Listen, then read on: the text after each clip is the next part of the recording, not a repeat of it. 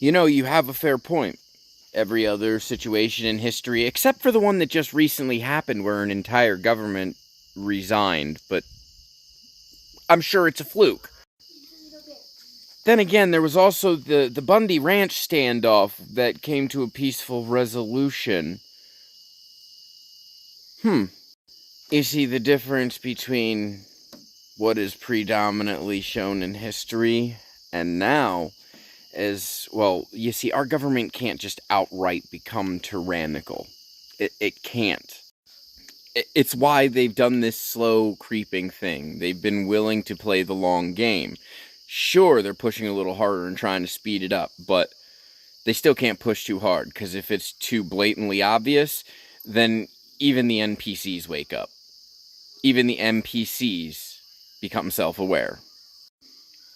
And it's all about keeping control of the NPCs, because that's what keeps the system functioning. It's also why they need to silence people like us. Because while they push this message that, this propagandized message that it's never happened, neither has America.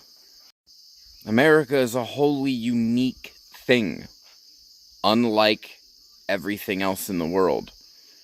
There's that something that makes it just different than anywhere else. We broke the mold when America was created.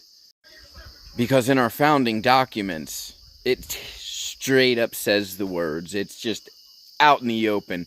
Governments are instituted among men, deriving their just powers from the consent of the governed.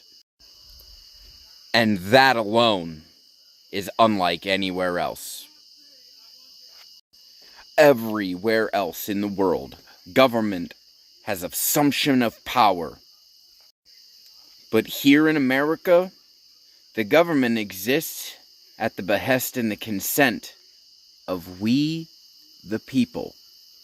And no matter how much they try to erase it or ignore it or distort it, the very simple fact of the matter is the Constitution and therefore the federal government wouldn't exist without that Declaration of Independence.